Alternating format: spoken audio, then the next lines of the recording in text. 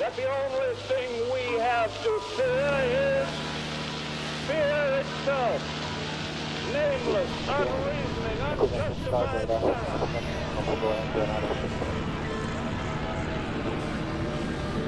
We have the data and we'll go through on.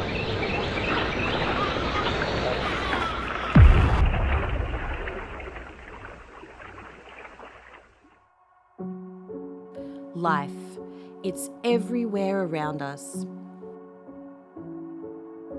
If I was a being from some far-off planet, stepping foot on Earth would no doubt be an absolute wonder. How enthralling. This oasis of abundance in a vast desert of stars. It's always blown my mind that we're surrounded by exoplanets that can sustain life. Are there plants and amoeba out there on these planets similar to here on Earth? And what about advanced intelligent life? My name is Serena DC, and I've always been obsessed with the stars. Oh, you got stars, stars in your eyes. I've been gazing at them since I was just a little girl. And 6 years ago, I came to Hollywood to live among the stars, both in the sky and on the ground. I've made a name for myself in Tinseltown as a talk show host and reality star. They kept a gun under my bed. Over with.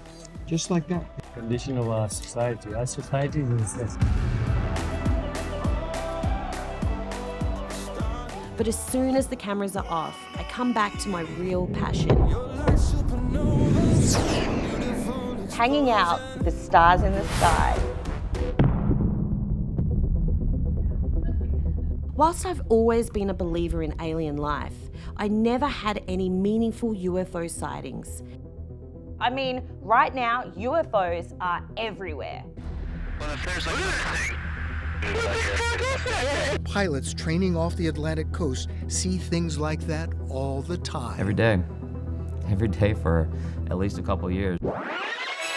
I went to all of the UFO hotspots, hoping, wishing, praying that I would see something, and I never did. That was until I came across a little movie called Close Encounters of the Fifth Kind. Human-initiated communication with extraterrestrials is possible. What I'm doing with CE5 is the foundation for the relationship between humans and these extraterrestrials. But that was only the beginning. Watching the CE5 movie, I learned a set of protocols that I could use to communicate with the entities inside the UFOs. Everyone from government officials to A-list celebrities like Demi Lovato were doing it. I've come to learn that the way to make these interactions with these beings are by expanding our consciousness. It's been so many times where I've been meditating and I've looked up and there's something in the sky. And so I think that through meditation you can make it happen. The data on telepathy and other types of parapsychological functioning are quite clear that meditators do better. Okay, like a lot better.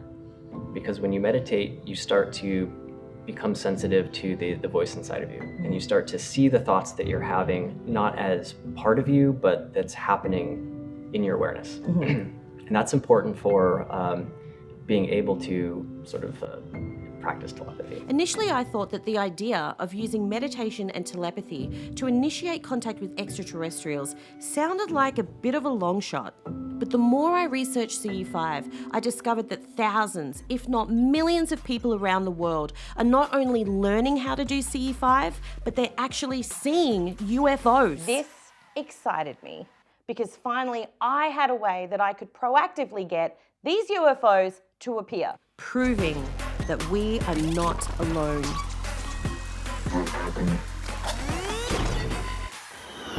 So picture this. I'm in a field in a country town in Australia called Hamilton, trying for the very first time to use the CE5 protocols with my friend Evan. Visualizing first the Milky Way, then zooming into our solar system, then our planet, then Australia, then finally to the spot where we were standing.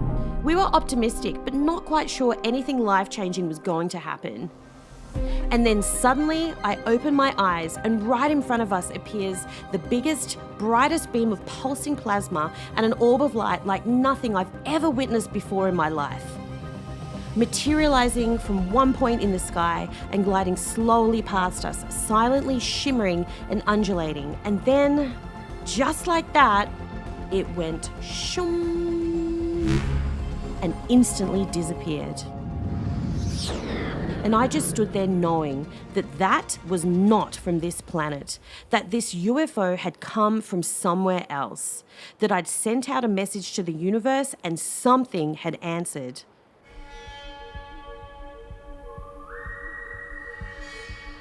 What I saw that night changed my life forever. And I had to know more, so I decided to reach out to Dr. Stephen Greer, founder of the Disclosure Project, which brought many high-profile whistleblowers public on CNN for the first time to talk openly about UFOs. We are here today to disclose the truth about a subject that has been ridiculed and questioned, denied for at least 50 years. I ended up in 2001 getting contacted by Dr. Stephen Greer and said, look, he has interviewed like 100 people who have had these experiences and focusing a lot on police officers, military people, professionals, etc. And he said he wanted me to vet these people because he wanted to hold a major press conference at the National Press Club. So he wanted me to vet the people that he had interviewed to determine who the witnesses would be. And so that's what I did. And so I became legal counsel to the Disclosure Project. The men and women who are on this stage, military, intelligence, witnesses to the so-called UFO matter and extraterrestrial intelligence can prove and will prove that we are not alone. They were watching a UFO on a radar that was hovering at about 80,000 feet. He says, well, this is the first time that we have recorded radar data on a UFO. Vehicles have been seen and confirmed all over the planet. We detected 15 objects. Then it appeared over to the right and moved out slowly and flew with us. Elliptical object, approximately 70 feet in diameter, emerged out of the water, shot into space, traveling at about 7,000 miles per hour. What they did was coalesce and started rotating in a circle, and then they disappeared. About 30 minutes into the process, he said to me, in a very distressed way, by the way, we've discovered a base on the backside of the moon. Oh my gosh, dude. Last night's 60 Minutes story on UFO sightings by U.S. Navy pilots is causing a big reaction today.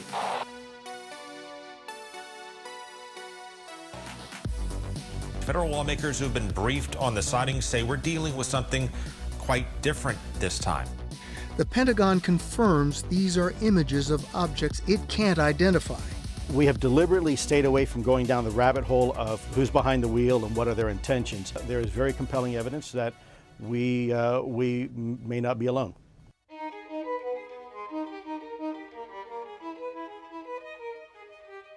Why is the government admitting this is real now? Like, are the ETs about to land and blow up everything like Independence Day? I've never watched Independence Day. I've never watched Independence Day. Really? I don't waste my time on crap like that. It has terrible intergalactic politics. It's like watching, the Birth of a Nation that makes fun of black people. Yeah. And so I hadn't seen it. I have never thought of it like that way before, but that is so because true. you have to think about the other beings as other beings. Right. At first, this was really confusing and frankly, a little scary. You tell these fools I'm not crazy! Make them listen to me before it's too late! Everyone! They're here already! You're next! I do think that there is a whole narrative that we've been basically programmed by Hollywood even, as far back as the 1950s and sci-fi movies, that, basically positions any extraterrestrial as a hostile threat. This is extremely dangerous to our democracy. So again, it comes back to creating this fear porn that just gives people one more reason to be scared. Yeah, it's because here's the reason I call it fear porn is because there's a huge audience of people that loves to have the news scaring them. Yeah. And it doesn't have to be based in fact. They'll put the dots together and they'll create the fact in their own minds. They come from another world, spawned in the light years of space, unleashed to take over the bodies and souls of the people of our planet. bringing a new dimension in terror to the giant Super Scope screen. Or is there something more unexpected that's drawing them here? Something is most definitely going on. The ET presence has become so strong now that governments around the world are being forced to acknowledge their existence. Technology has become so advanced that it's only a matter of time until we ourselves discover evidence of life on one of these exoplanets. Seeing these lights in the sky blew my mind, but it was also starting to drive me crazy. I couldn't get two burning questions out of my head. Who were the beings flying those craft? And what was the message they wanted to deliver to us here on planet Earth? Dr. Stephen Greer claims to be able to summon UFOs at will, and he's teaching lots of people how to do it. I shot him an email, and within 24 hours, I heard back. I'm flying to Washington, DC to meet up with Dr. Greer and to pick his brain on making contact and what making contact could mean for us. One of the first requirements, in my opinion, of actually being an ambassador to the universe and doing CE5 contact is to clear all your prejudices and preconceived notions. Right. In fact, it's the pure-heartedness that someone approaches this with that is deterministic, much more so than the protocols. Okay. It's like a dance, but they need to be the leading partner because they have much better sensors than I am. I'd never thought about any of this before. This is way more complicated than they exist or they don't exist. It's almost like we have to understand ourselves more before we can even try to understand who they are.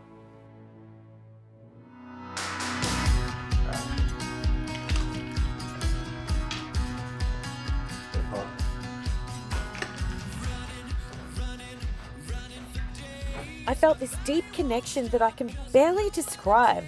I'd reached out to the cosmos, little me, and they had answered. I was changed, I was obsessed, there was no going back. I had to learn everything I could about it. I had to meet whoever I could who could tell me more, and so that's what I decided to do.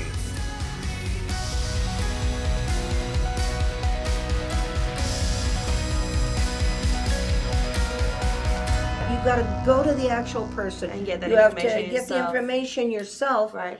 And I don't know why I'm here, but here we are, you know. And so I really wanted to ask you... Can I tell you something about what you just said now, though? Women have a different point of view because a man will see the tree in the forest and a woman will see the whole entire forest. And the joining of that point of view with the wonderful work that science does is the whole entire puzzle. You cannot eliminate women's vision, intuition. So the wake up and pay attention is called consciousness. What's common to all the methods, though, is that contact is made through our own consciousness. As crazy as that sounds, the evidence shows our minds are not confined to our brains, but spread out. And we all have the power to send an intention across the world, or, if we want, across the cosmos.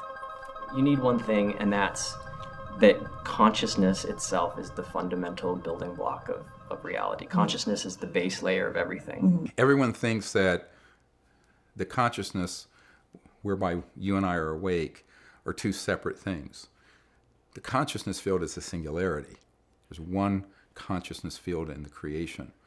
It's just illuminating each of our individualities. The meditation is the process of going deep and experiencing that point of all light, the source. Awareness itself is a singularity. It's one field. Now we trap it in our egos. This is why the father of quantum mechanics, Ernst Schrödinger, said, the total number of minds in the universe is one.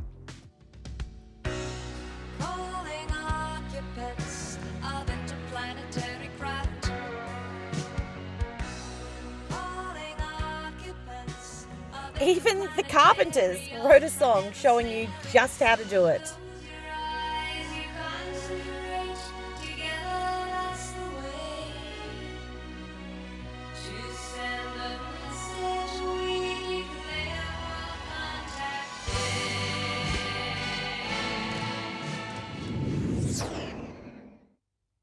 So I would absolutely love to talk about some of the amazing experiences people have had doing CE5. Well, it was a couple of years ago up in Arizona, a place called Oracle, ironically. Now, what we see with our naked eye is like a ruby red teardrop shaped object between that medical student and Ed Moen, who had the hearing loss. And I see it straight on, and quite a few people did. Maybe a third of the people there were looking. But in the photograph, it's this 5 to 6 foot tall, sort of triangular head shaped So incredible. ET who appeared there and was interacting with Ed Moen, who had the hearing loss. And when he woke up the next morning, his hearing was completely restored. He just got new $5,000 hearing aids. He said, I don't even need these. So who was there when you took the most beautiful picture in the world? Yes, we call it the light beam. The light beam. And we're on the Boca Grande. It's a beach community on the Gulf Coast. And I'm walking on the beach, and suddenly I see this being shimmering in front of us. So someone had a good camera who was beside me. I said, look, you take a picture of him. And in it is this, you can see the eyes kind of glowing. It's this kind of donut-shaped toroid energy field. And it's this very much this light beam that's just shimmering on the beach. How did this all begin for you? As you know, I had a near-death experience when I was 17, March of 1973. But I was up in the mountains of North Carolina 6 months after the near-death experience in October 1973, and was going up to this little over 5,000 foot mountain up above the little town of Boone, North Carolina. And beautiful day, October, crystal clear. And I wanted to see sunset and meditate. So I hike way up. Get there late afternoon before the sun's down, and I see that same spacecraft. They tagged me or knew about me somehow. Since you were from when you were 8? From when I was 8. So this is a decade later. Wow. It just appeared and then sort of hovered and then winked out. It vanished. It didn't fly off, it just dematerialized. So I went, well, that's interesting.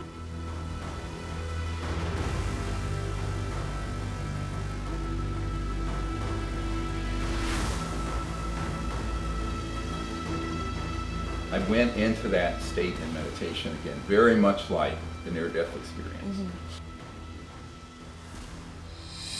So when I finished the meditation, I opened my eyes, looked at the stars, and the whole Milky Way was above my head. It was very beautiful, just exquisite. And a thought was sent to me that said, behold, what a beautiful universe God has made.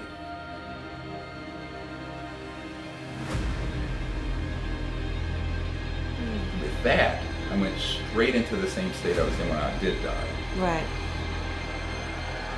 And I saw that there was sort of a glow down the crest of the hill.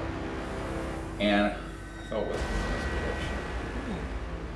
And a few seconds later, there's a little beam, an ET, that comes over. I thought he or she was like a deer on hind legs with those beautiful deer eyes. The eyes, yeah. But it wasn't.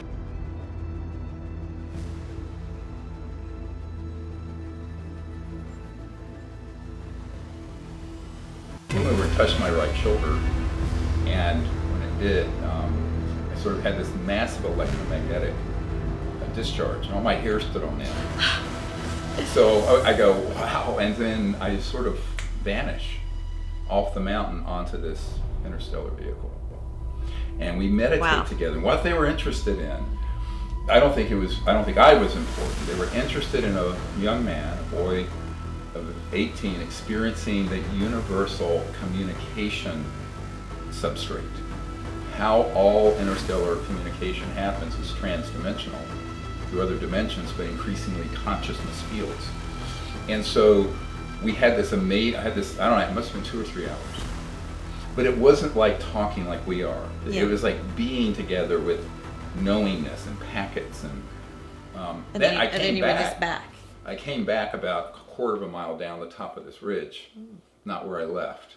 I was so happy. I wasn't afraid at all. All this was like, wow, this is awesome. But it kind of wore off by the time I got back to town. Mm-hmm. And then I was more normal. Was it just awe, like shock and awe? Yeah. I mean, what? Next up, Joshua Tree, California, where a lot of CE5 teams like to go for contact expeditions. Also, the land is considered sacred by Native Americans and is said to be a real hotspot for UFO activity.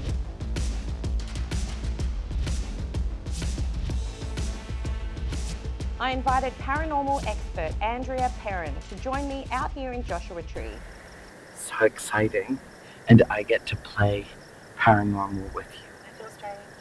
Spirit exists. Some of us see spirit with such ease. It's like, hey, good morning, you know? And then some of us are like, no fucking way did I just see that. Right? Right? I think I'm so sorry. I feel like crying. And crying. It opens up all of the emotions at once. It's a complete flood of emotion.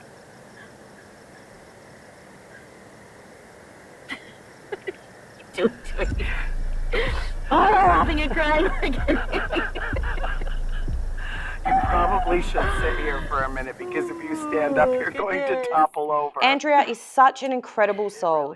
I immediately fell in love with her, despite her, let's say, disturbing background. There's a lady in a dirty nightgown that I see in my dreams. She's standing in front of my mom's bed. Andrea grew up in a super haunted house, and her story was the basis of The Conjuring. It's November 1st, 1971. I'm sitting here with Carolyn Perrin, who, with her family, has been experiencing supernatural occurrences. There's something horrible happening in my house. Literally, the scariest fucking movie I've ever seen.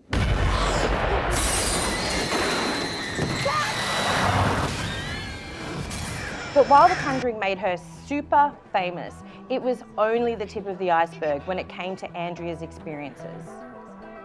She's had lifelong contact with extraterrestrials and has dedicated herself to educating the public all about them. They are us, we are them, and collectively we are one. But that's a lot to wrap a mere mortal mind around. In October, it'll be 50 years since I've made first conscious contact. 50 years. 50 years.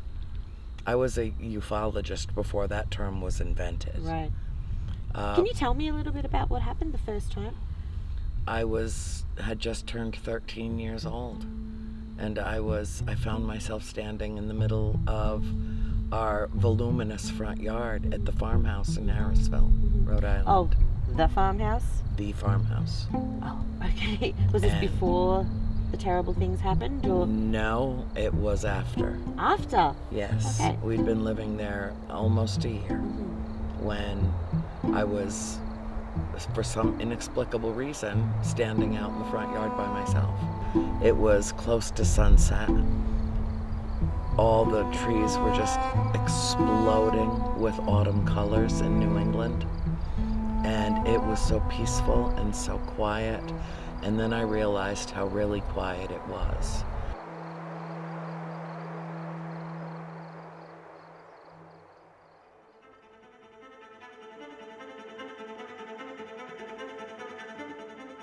And then I saw the shadow of something that came to a point.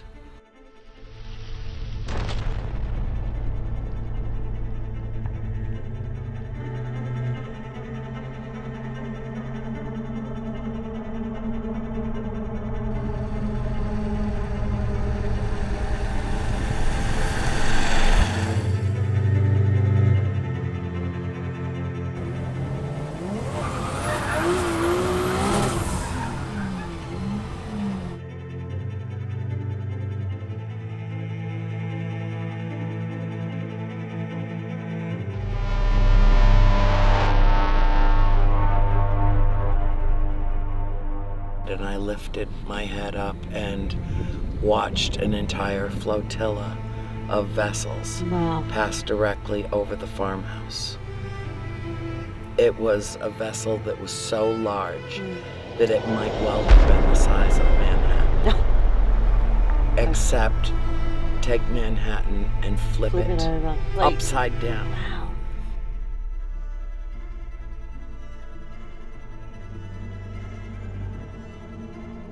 And then it had escorts. And there were 2 perfectly round discs at the back of it, and then there were 2 squares, and then there were 2 triangles, and then there were 2 quadrangles, and then there were 2 pentagons. All geometric forms, all exactly equidistant from either side, and all absolutely silent.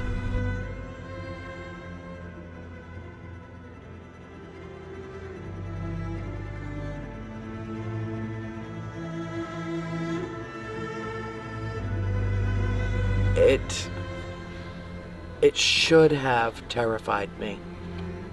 I suppose it should have terrified me. But I felt an overwhelming sense of peace. I felt an overwhelming sense of knowing. It was my personal paradigm shift at 13 years old.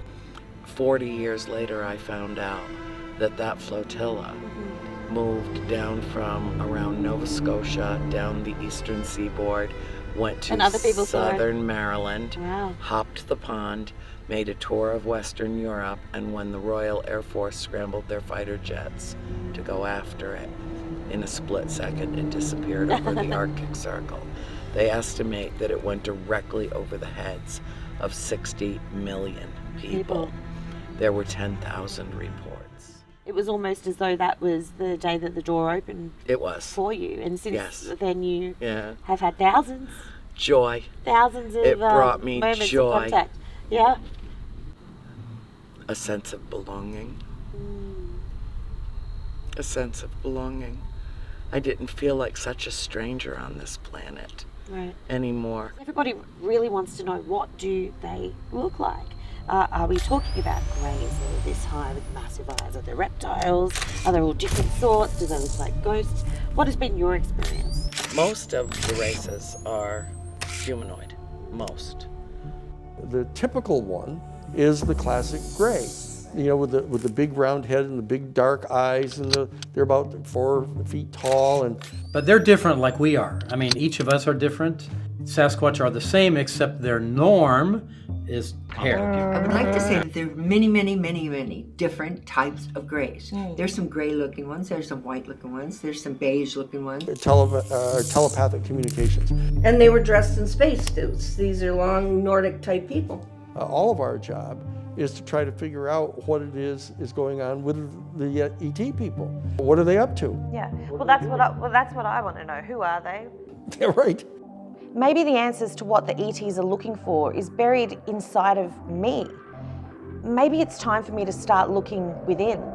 We're going to start with the fact that you're in this adult life moving back in time. I call him the willowy one. And he leaned over and looked in my face and telepathically said, "Do not be afraid. We're not going to hurt you. This is necessary for the hybrid program."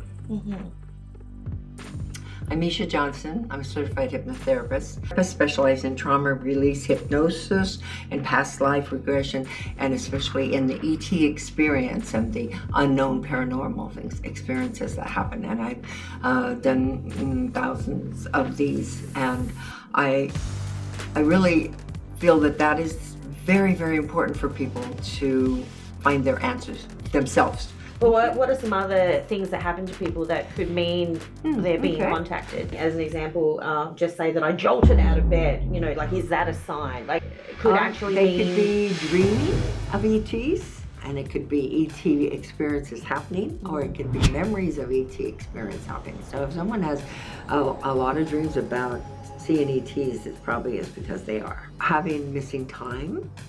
Of course, that's a big one. Right. A lot of times, people will be locked out of their house. They come back and they're locked out of the house. Their pajamas are on backwards. Astral travel is another one, and it's slightly different than dreams, because when you come back in from a ship or come back in from an astral, you slam back into your body. And so those might be the ones where you Right. jolted out. Okay, I'm definitely being visited. That's all that I can say. I wish I knew if it was happening to me, like for sure. Because I've had sleep paralysis. I've had missing time. I've sleptwalked. You know, there's been so many different things sleptwalk. that have Oh my happened to me. goodness, yes, How a can very I important one. figure out if I've actually been contacted? Well, I think you should have a regression with me. We should just do Really? it. I just feel so like angry and like there's nothing there. I can't see it. But I'm just like furious, you know. You're angry. Okay. Rage. Like. Now, and I want you to just allow yourself to be on that cloud, and you're going to start going back from 1980 to 1979 to 78 and so on into other lives. Past lives.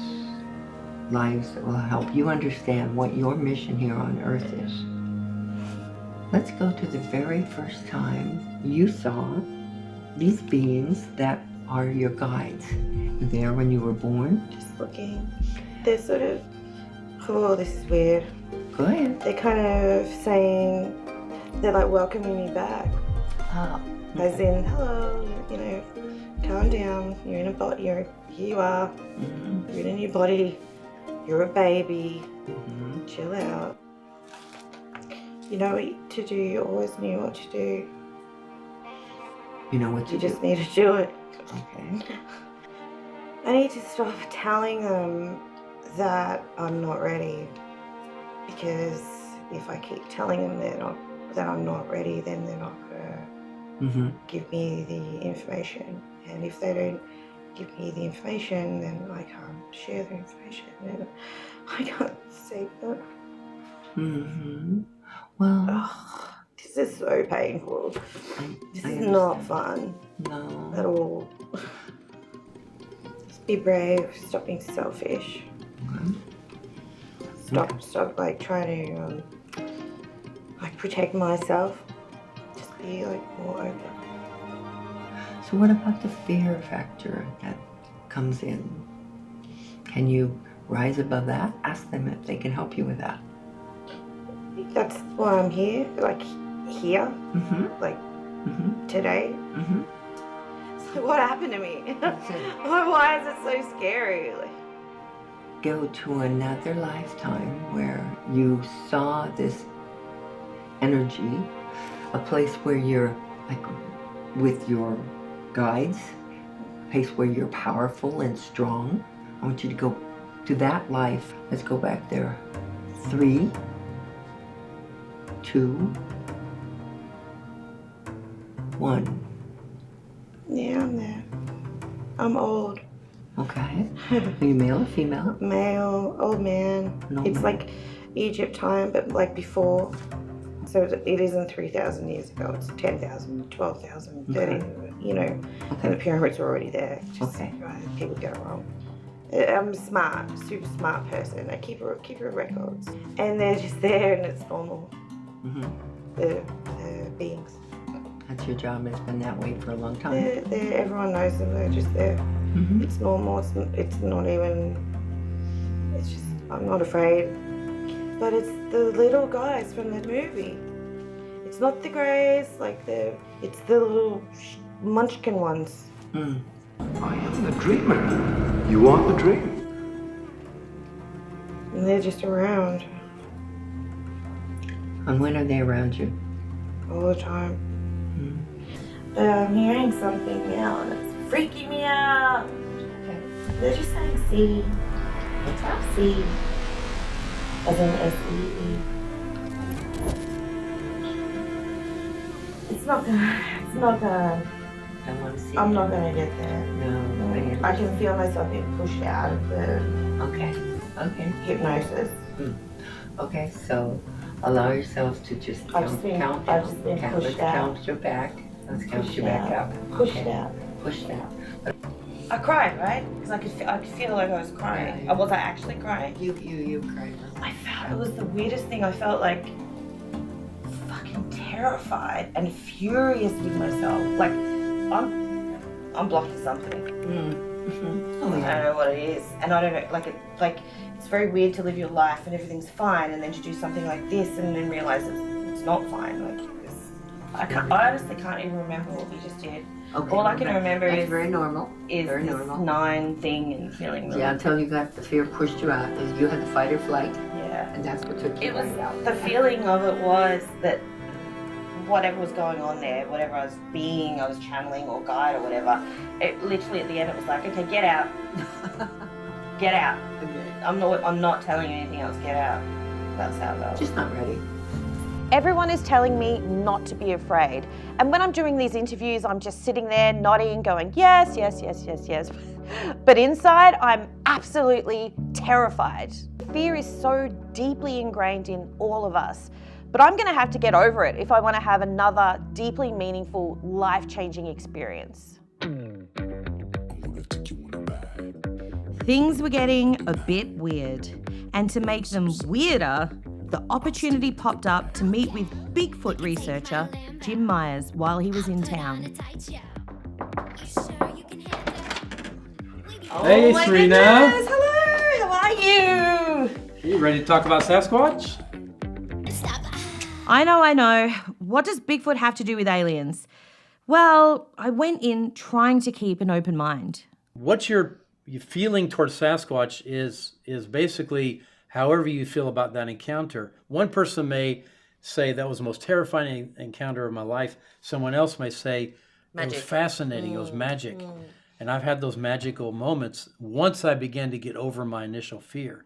Because I've decided if they wanted to hurt me or the people that I take into the woods, they've had hundreds of opportunities to do that. They have all the advantages at night, and I have none. What is Sasquatch? Is it a great ape?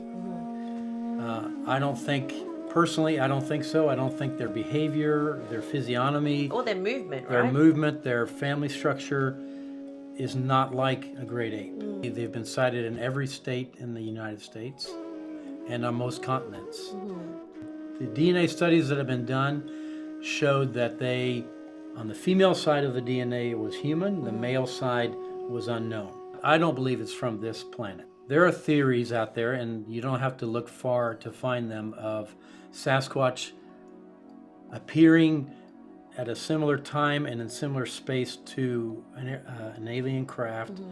Some people have even said, I saw them get out of the alien craft, but Kind of like a Wookiee. makes you wonder where the Wookiee idea came from, doesn't it? Because that's kind of what it is, right? He made a fair move. Screaming about it can't help you. Because hang on a minute. We're talking about Bigfoot here, right? Well, that's right. They better be some big goddamn feet. if they're Are they like if they're this big? On the ground, there was a footprint. A big footprint. Great movie. Yeah. Harry and the Hendersons, one of the best. Yeah, I really wanted to be friends with the Sasquatch. We actually have areas where we bring gifts and we do gifting exchange with them. We've had them bring things to us that we didn't put there. Take Like it, what? Blue jay feather. We had a little plastic toy cow, and they stuck the feather in the joint. We've had them bring gifts back 2 years after they took them the first time. They showed up again. The evidence we have is hundreds of photographs of how they manipulate their environment, particularly trees. They break trees, they bend them into arches and stick the end into the ground to keep that arch shape. They create structures of full-grown trees, 50, 60 feet long, that are leaned together, too large for us to carry. There's no way we could carry them there. There's probably millions of game cameras across this country. How in the world are we not getting pictures of Sasquatch? Right. The interesting thing is Sasquatch will steal the cameras. I have had them take the cameras, and I never see them again. Yeah. I have seen things in the woods that I would categorize as being cloaked, meaning I could see color and movement through the trees. There was absolutely movement. I expected to see a hiker walk out of the trees, Right. and there was no one there. Kind of like Harry Potter's Cloak of Invisibility. I have friends that have seen a shape in the woods that you could see through. I call it the predator effect. Oh, I know exactly what you're where talking it's about. kind of shimmery. They could see there was something going on with the air. Their normal state may be invisible. They choose to become visible when they want to be seen by us. And then as they looked, that shimmer moved and the shape stayed the same. And at that point, they left. I mean, they didn't want to know anymore. No, I would run too. And I have friends who have actually watched them through binoculars dissolve into nothing and disappear. And so over the years, we begin to trust them where things don't scare me like they used to.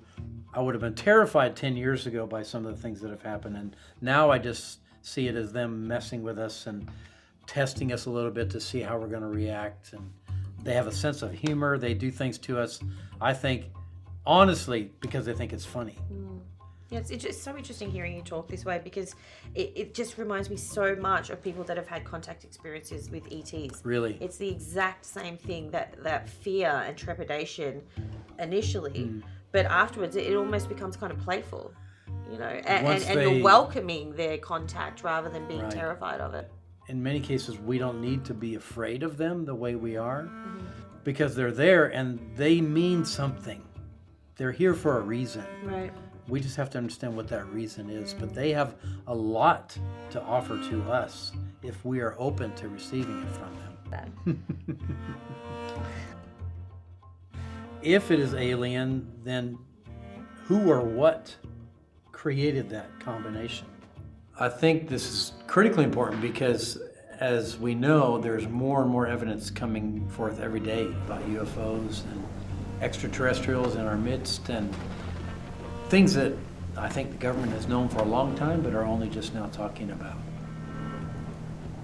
You know, the so-called disclosure is more non-disclosure than disclosure. And, you know, I had hoped against hope that maybe, just maybe, this one time, that they would be right, 90% sanitized. yeah, But I mean, or they are- redacted to the but point they where are it's acknowledging. unintelligible. They are acknowledging, but it's almost as though it's not good enough. Yeah. It's too little, too late. It's still I don't want to subjective. hear it. It's still, I have a lovely friend, Paula Harris, and I reached out to her recently, and I was so furious and frustrated because of the dope that's coming out of the Department of Defense. I won't talk to you about what I know about it, but it's very interesting. But Rosswell's a very interesting place with a lot of people that would like to know what's going on. I'm Paula Harris. I'm an investigative journalist. I've worked in this field for 40 years. I am so excited to sit down with her. And I was wondering why my colleagues didn't go and talk to these guys, because that's not what I do. I go and talk to people. yeah, investigate. I investigate. Later on, I realized that Rosswell is a big story, and they don't want other stories to usurp Rosswell.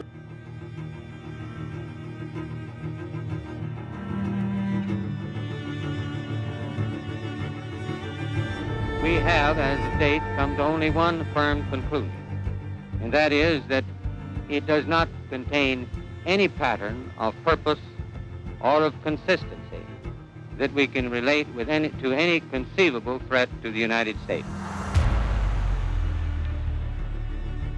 2 years before, 1945, when Oppenheimer, Einstein, and all the Manhattan Project planned on In the control shack was Dr. J.R. Oppenheimer. The automatic controls got it now. Rob, this time the stakes are really high. It was not a test. That was not a test because it had radiation 150 miles around the actual Trinity site. Part of that opened up a Pandora's box in other dimensions. Whatever we did there, The physical shock of it. The shock of it, the physics of it went into other dimensions and caught the attention of something.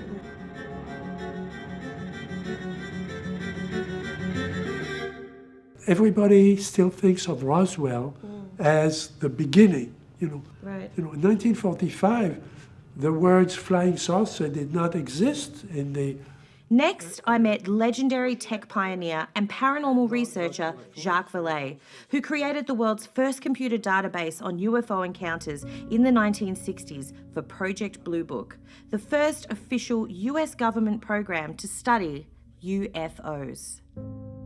Paula Harris and Jacques just published a book that might change the way the world thinks about the entire UFO phenomena. It is my earnest hope, and indeed the hope of all mankind, that from this solemn occasion a better world shall emerge out of the blood and carnage of the past. This was 2 days after the capitulation of Japan. Everybody was still in uniform, 1 month after the atom bomb. Is that a coincidence? Probably not. They were 20 miles away from the first atom bomb.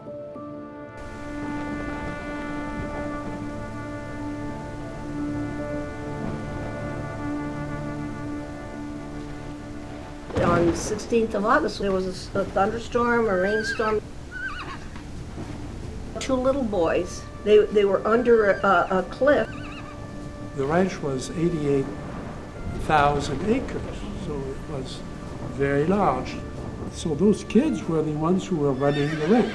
Yeah. They were responsible for the fences, they were responsible for the cattle.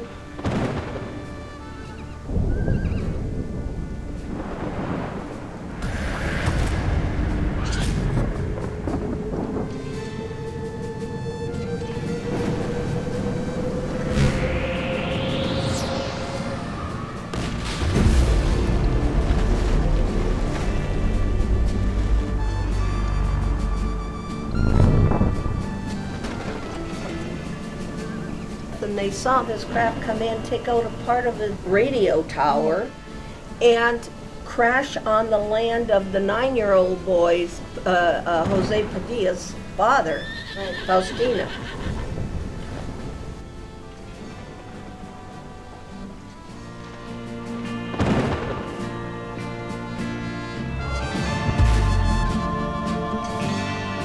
The control tower. Noticed that the communication tower was not transmitting anymore. Right. Asked an airplane that was coming in for a landing, the bomber, to look at it. The pilot saw the tower, the communication tower, also saw the UFO that had, quote, crashed.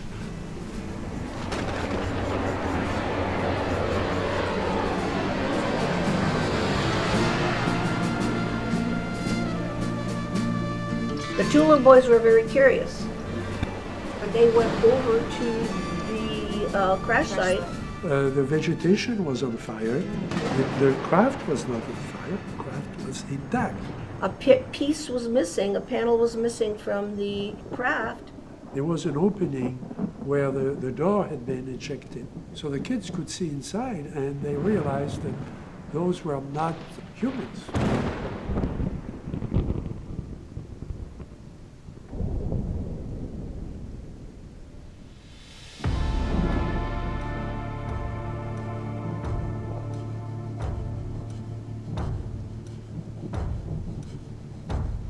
And they saw 3 little beings sliding back and forth. And Jose says they were squealing like rabbits when you shoot a rabbit. They were like babies cry. He said he thought they were hurt.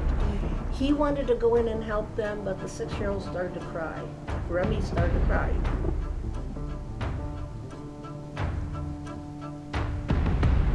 They were short. They were about the size of the kids. But they had very narrow shoulders, a large head. They had eyes and a small nose, small mouth. They were there for a long time watching these beings. The craft is not a flying saucer. It is the same shape as the casing of the Manhattan Project bomb. It is an avocado shape, so there what it is to tell you.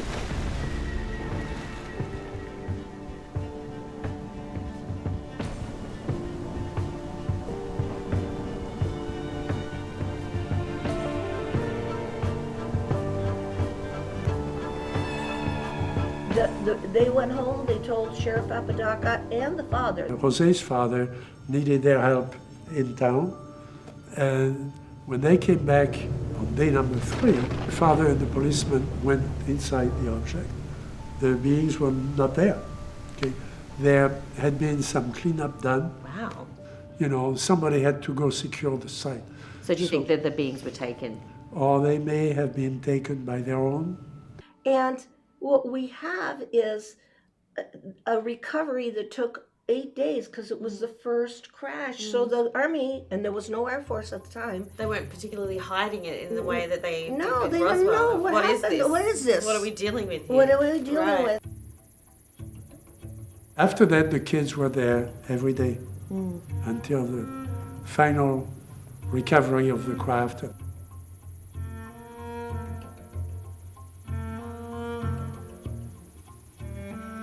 The 9-year-old said, we need a souvenir. The thing was on the truck, taken with a crane. So he goes inside.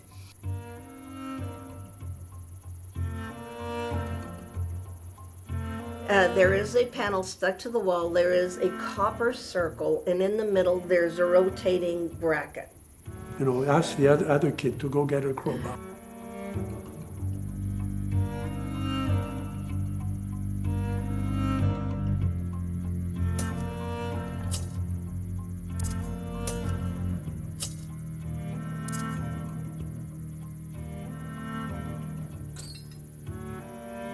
He takes a crowbar, pulls out the rotating bracket. They hide it under the sheep herder's shack because they don't want to tell anybody they stole anything. Yeah. The sheep herder belonged to the Tabaka family, so he says, I have to move out of here. And the Bacas say, why? He says, because 3 little homocitos came through the wall looking for a tesoro. And that's what they call the bracket they pulled off. The disc, yeah. Yeah. It was a bracket. Oh, right. And it is now at Stanford with Jacques Vallée. Hold on, so Jacques has this thing? Yes. What? Do you know what happened to the souvenir? And not only that, Jaime Maussan has analyzed it in Mexico.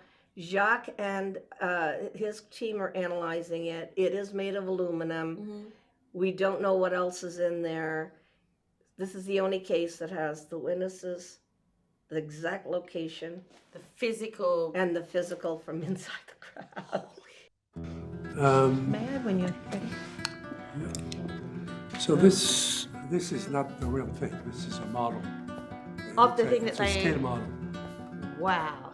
The real thing was... That wasn't what I was expecting at all.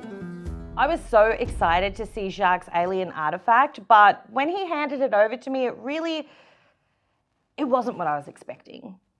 But then again, what was I expecting? I don't know. What Jose extracted from this object when he was inside was something like this. This is a model, okay, and was made of an aluminum alloy. Now we have the device. We're torturing it to make it talk. Okay?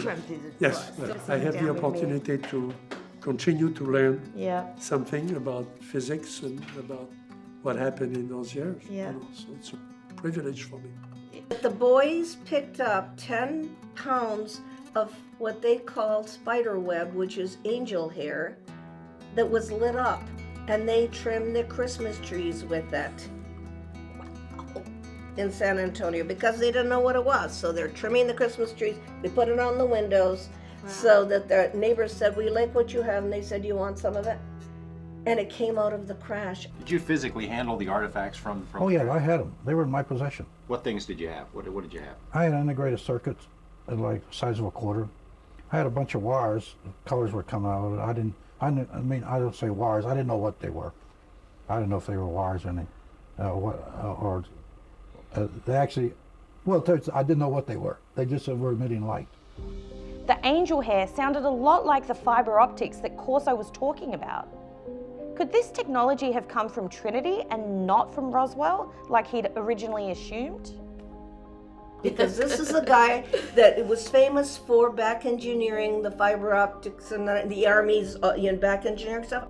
He was never able to speak in the United States because of a lawsuit. It's really my experiences as I lived them in research and development of the Army under General Trudeau, Arthur Trudeau, and he drew me back in and put me in charge of that and established a foreign technology division for me. And these were the artifacts on a crashed flying saucer. And we fed these things. He gave me the job of finding industry or scientists who were close to these items and feed us to them in normal R&D projects. Corso got these things in 1960. So the big question is, where is this stuff? Right.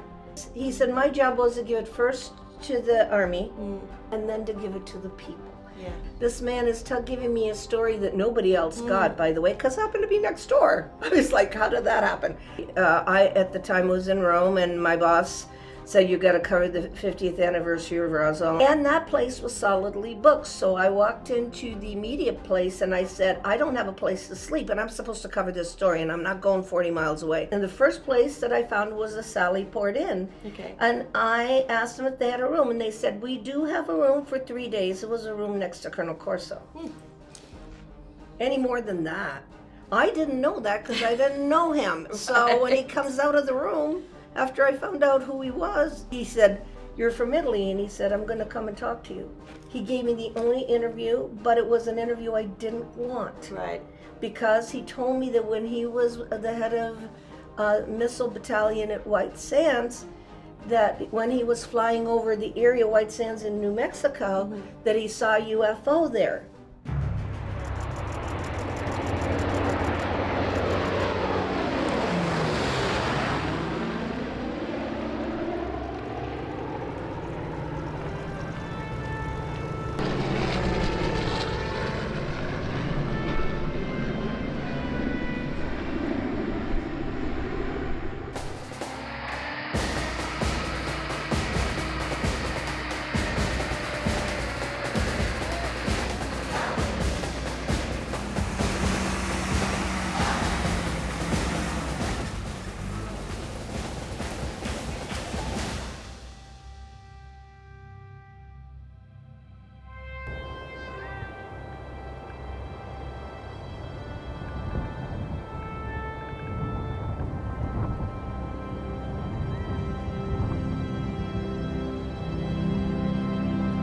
And he said that when he landed and took the car over to the UFO, a being came out of the cave.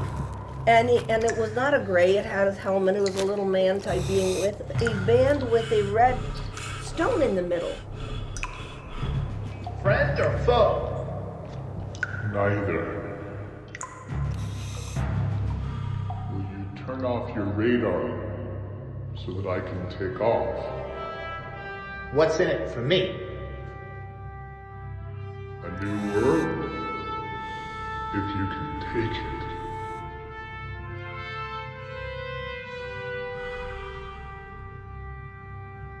Thank you.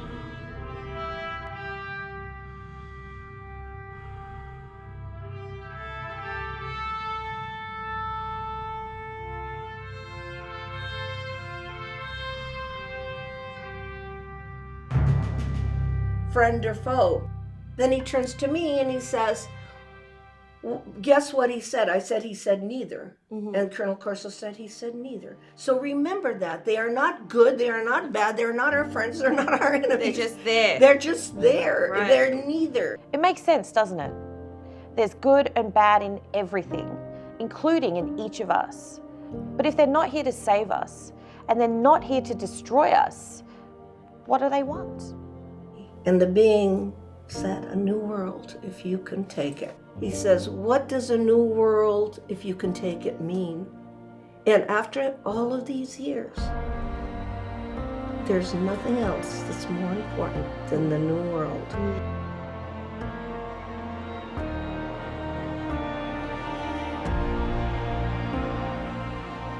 Occasionally in CE5, or even just meditating outdoors, there has come over me this palpable sense of oneness.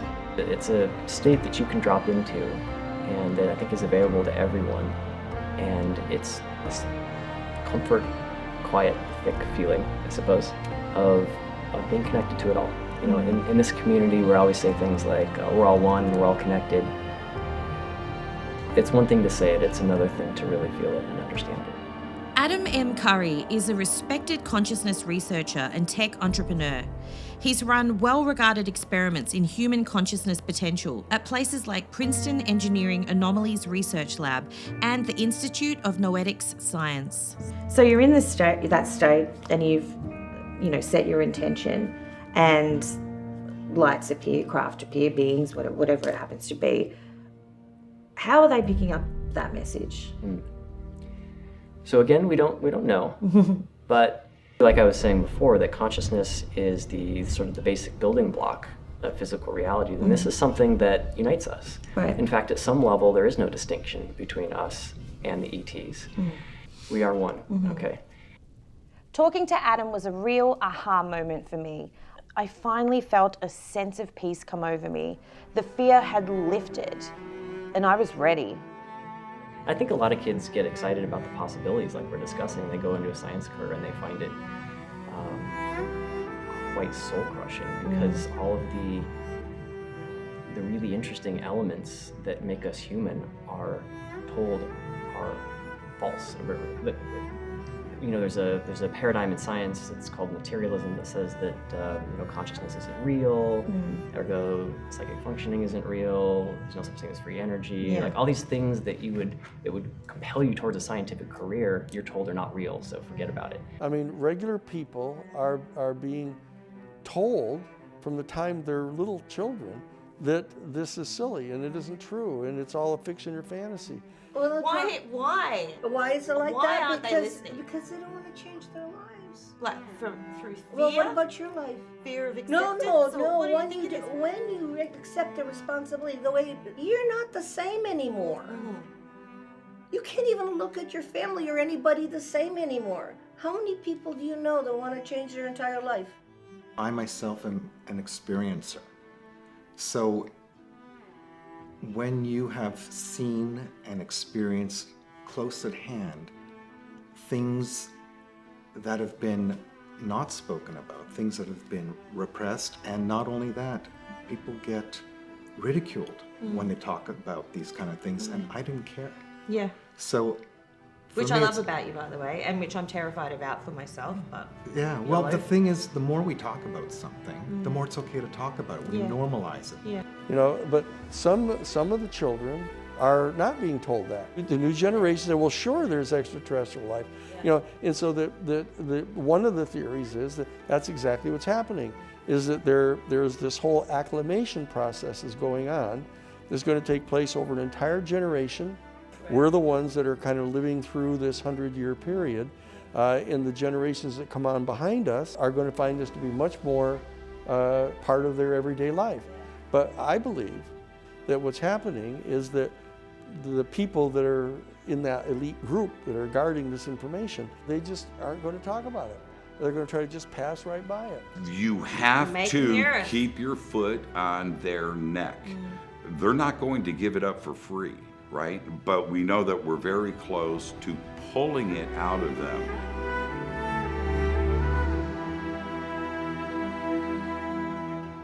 Commuters who ride trains and subways are used to seeing performers on the platform. They don't expect to see a classical music giant. That's him on the left playing unannounced in a metro station more than 7 years ago. It was a stunt designed by the Washington Post to see if busy workers passing by would stop for beautiful music. They did not. How do you go about determining whether something is real or not? What is it that you require, and who are the sources from which you have to hear it in order to believe it? More than 1,000 people went by, 7 people stopped. People have been so trained into just getting and spending and laying waste their lives, spending all of their time.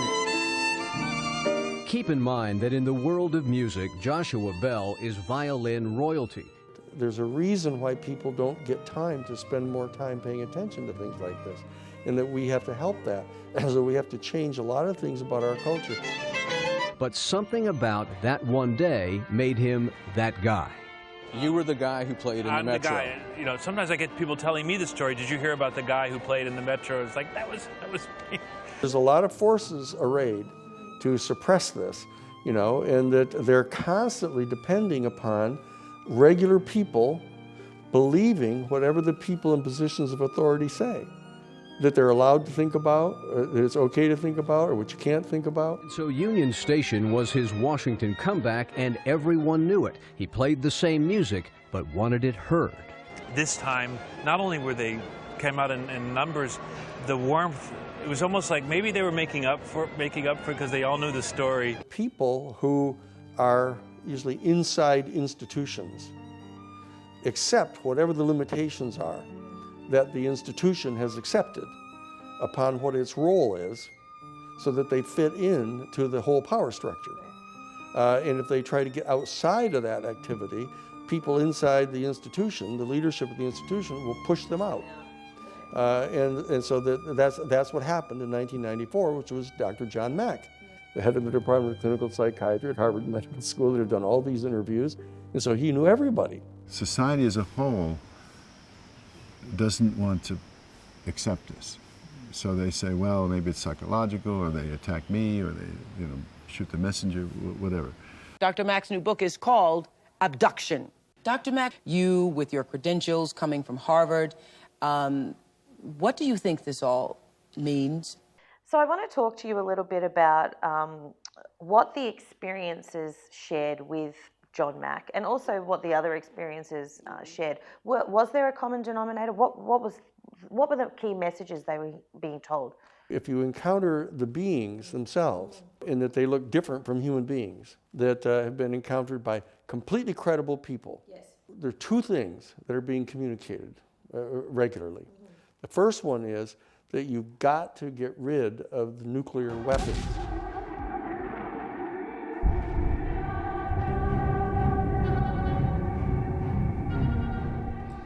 Again with the nukes. And your planet is extraordinarily important because your planet generates life. It actually gestates life.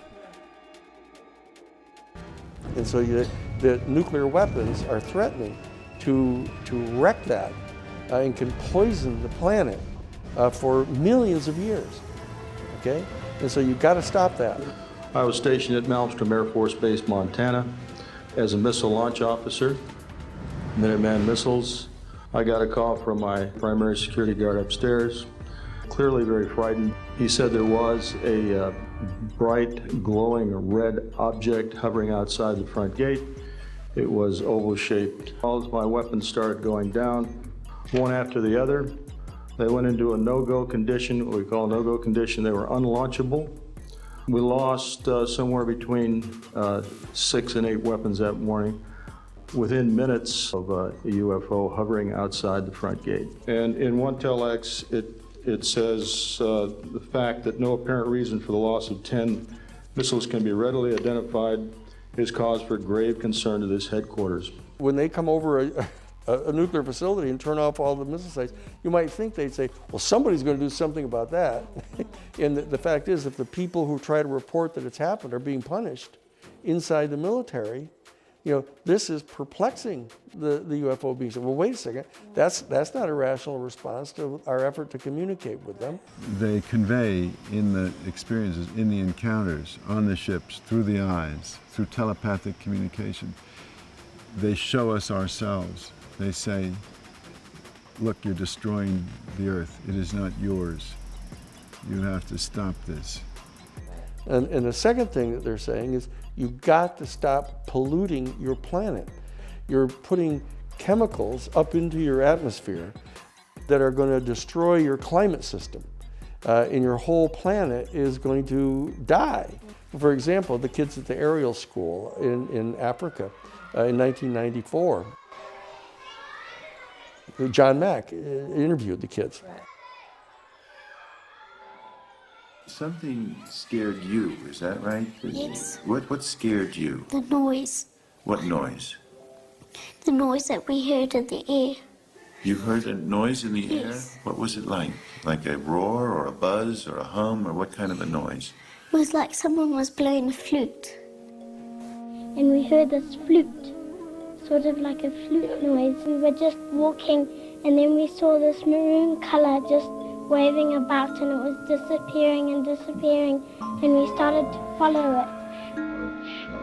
Then we stood over there on one of the logs, and we saw like this silver thing, and we decided that we should go down there and see.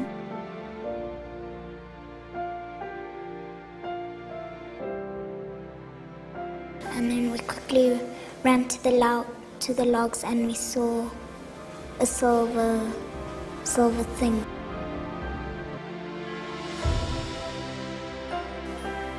A little object hovering. It was quite big, actually. Like it looked like roundabout like a disc, like silver and green and that sort of colours. This ship, and it had this light like a pattern, yellow, purple, and green.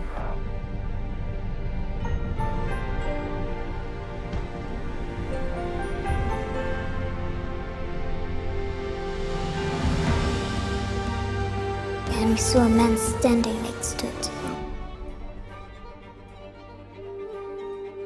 One thing sitting on the side, and another thing sort of like running up and down the top.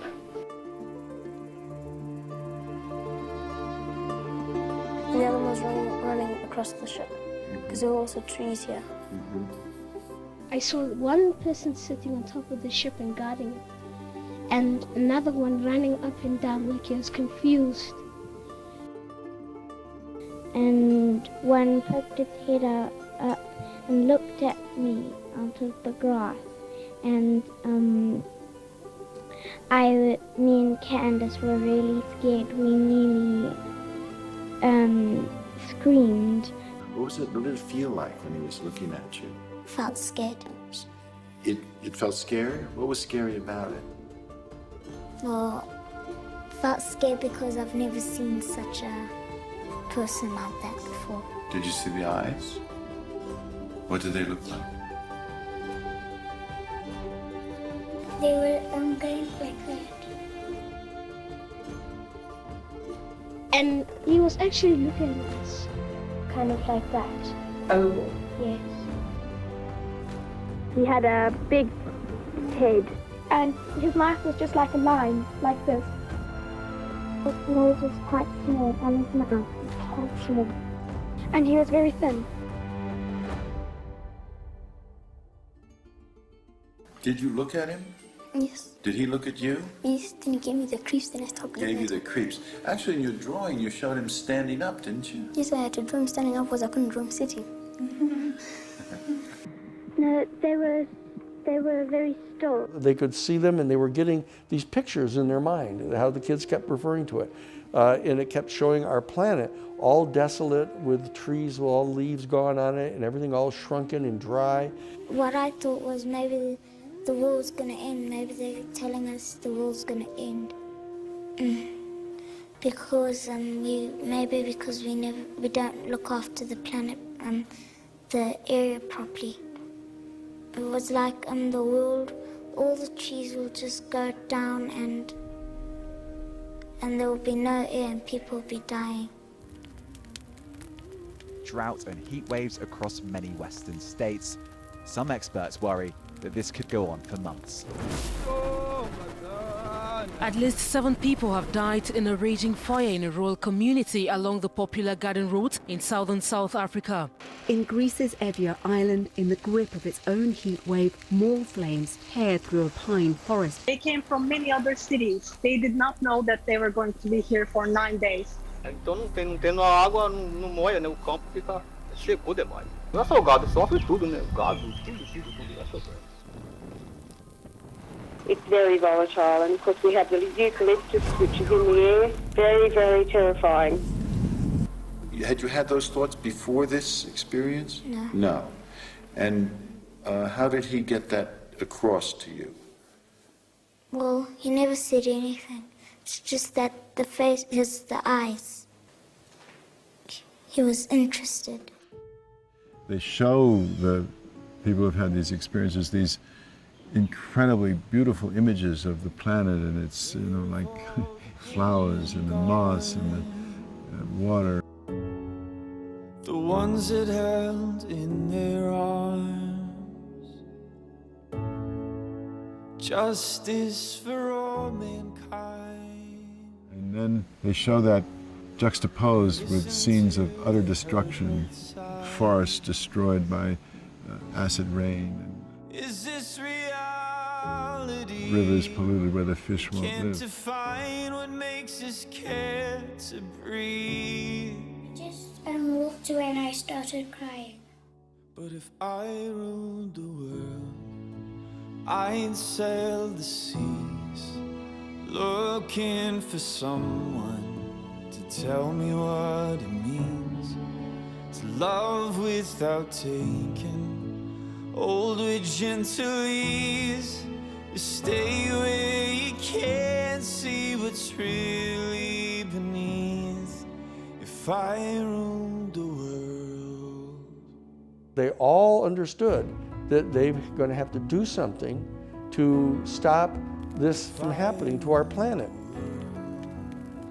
When I went home the day after this incident had happened, I told my mom, and she said, actually, I don't believe you, but my dad came home and I told him all about this, and he said it was probably just a rumor. I felt really upset because I knew that it was true. If I ruled the world. The beings convey through those images to the experiencers that we are in fact destroying life on the planet. They don't pull any punches about that. It shows us our deepest, most destructive dimension of ourselves.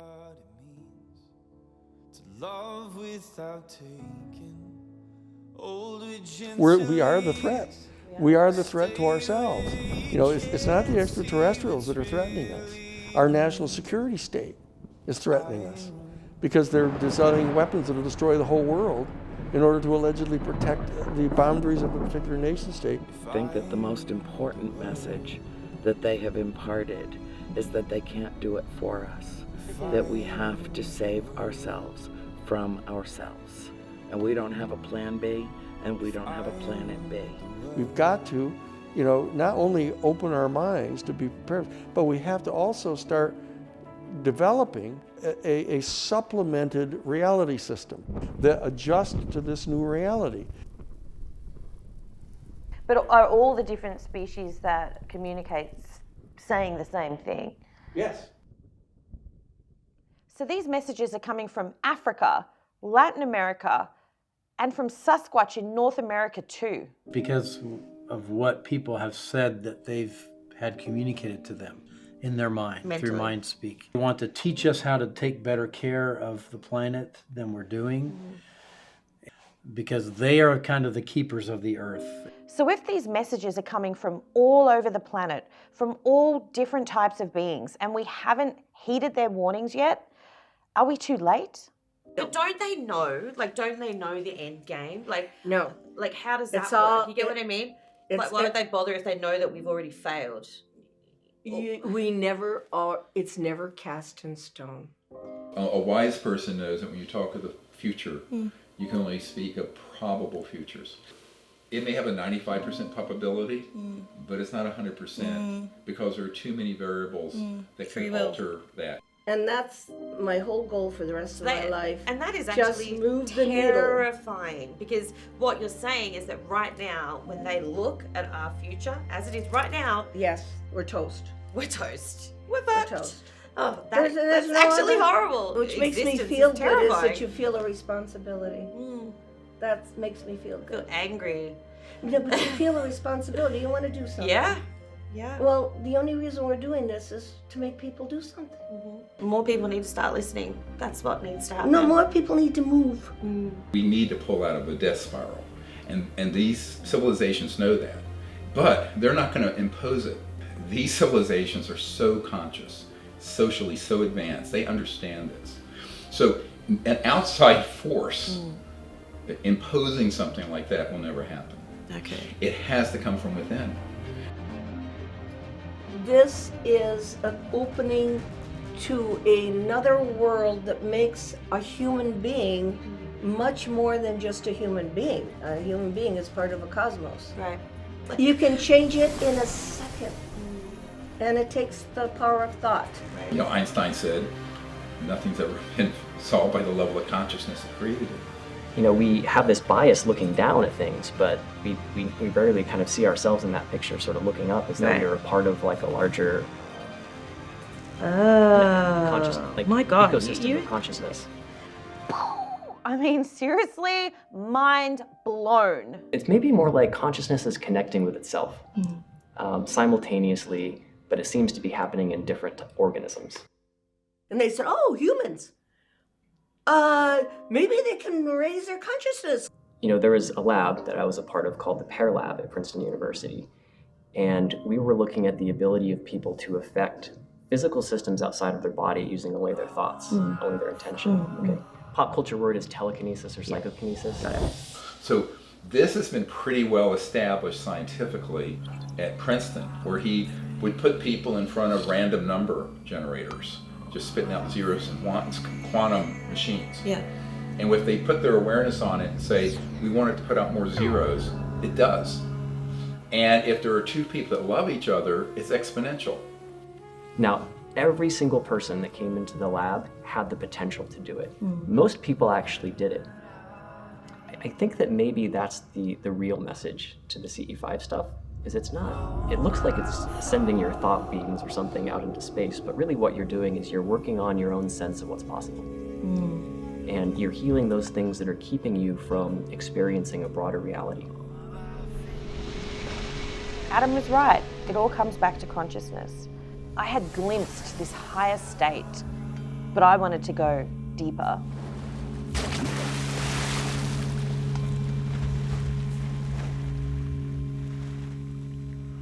So I headed out under the stars with some friends to try CE5 one more time.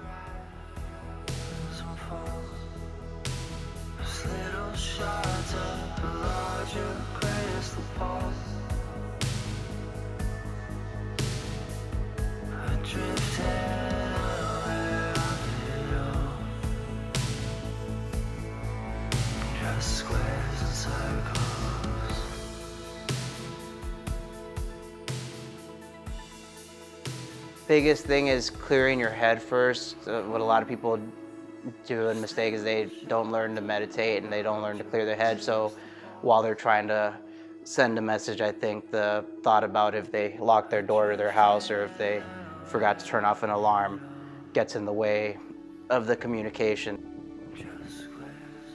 I'm not so sure that it's really any strategy, but it's whatever works for you. It's being with friends you trust. But I think it's all in service of allowing yourself to experience the phenomenon, whatever it is.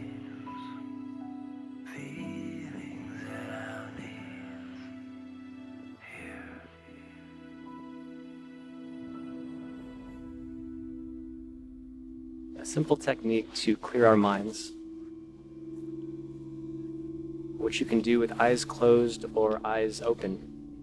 We have to understand that our connectivity is our strength, and it can also be our downfall, and we have more power and influence over the field and over the environment than we realize. In fact, I think there's a direct correlation to the environment being in distress and us as a whole, as humanity being in distress. We're directly, possibly affecting the weather. Become aware of your entire body. Feel both the back of your head and the front of your head at the same time. As you do this, there will be little slivers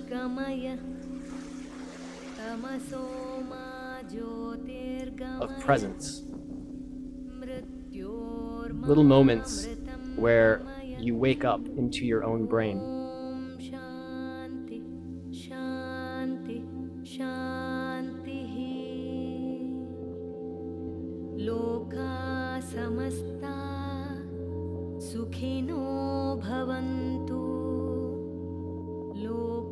See, that that? Look, look. Did you see it?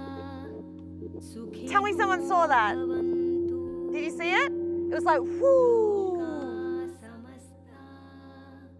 Got it, I got it. You got it? Cool.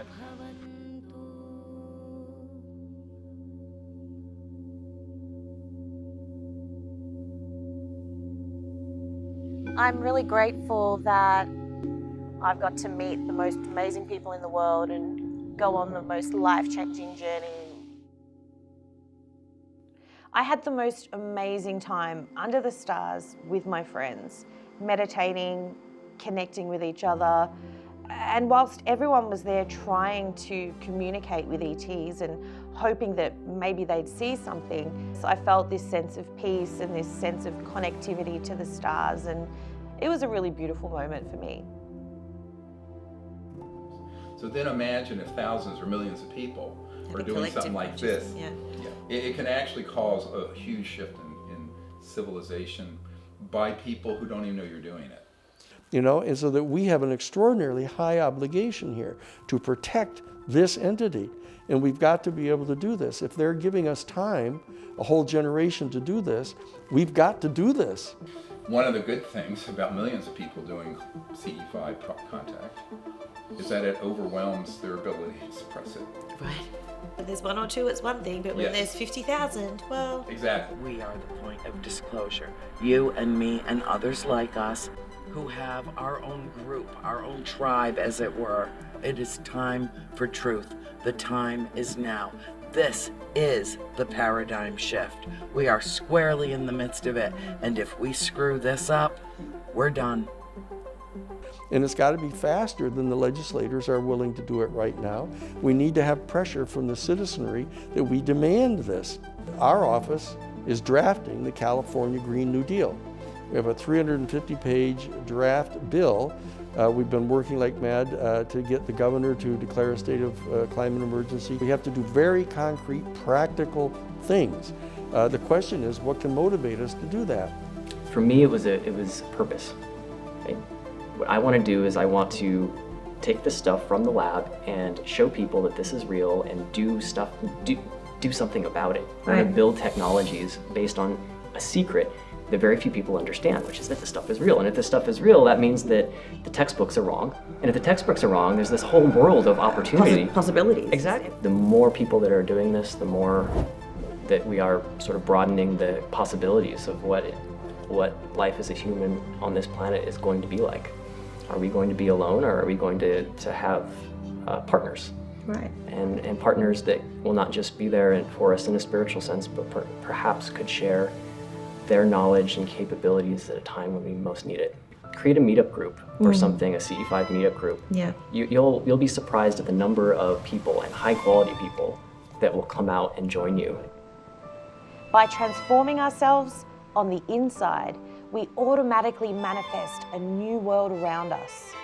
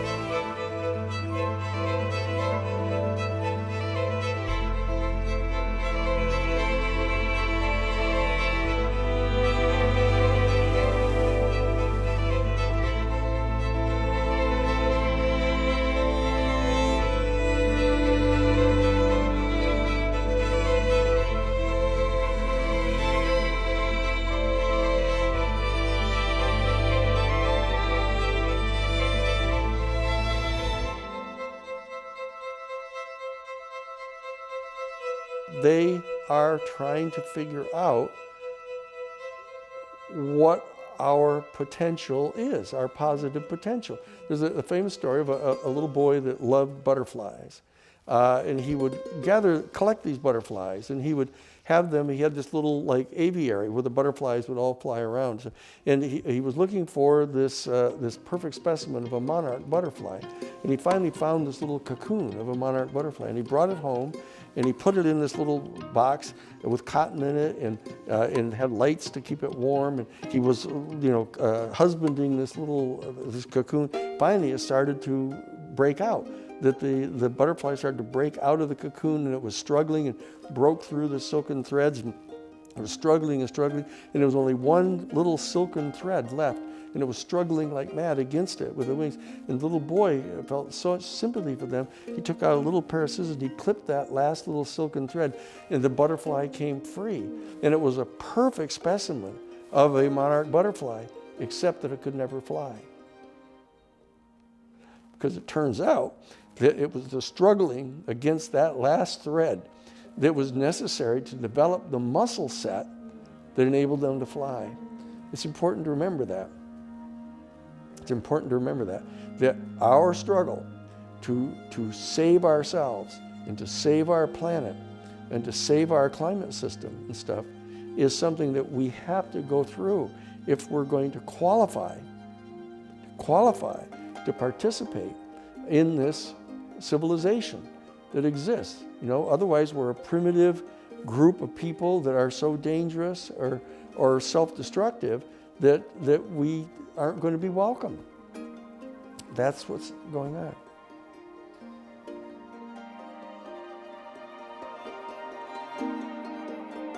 So the question is, are you in or are you out?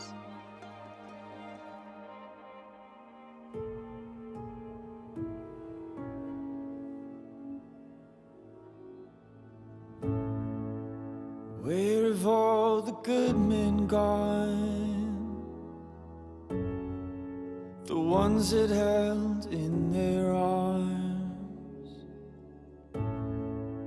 justice for all mankind, and listened till they heard both sides.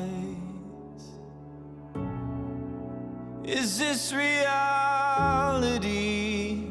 We can't define what makes us care to breathe. But if I ruled the world, I'd sail the seas, looking for someone to tell me what it means to love without taking, hold with gentle ease. Stay where you can't see what's really beneath. If I ruled the world,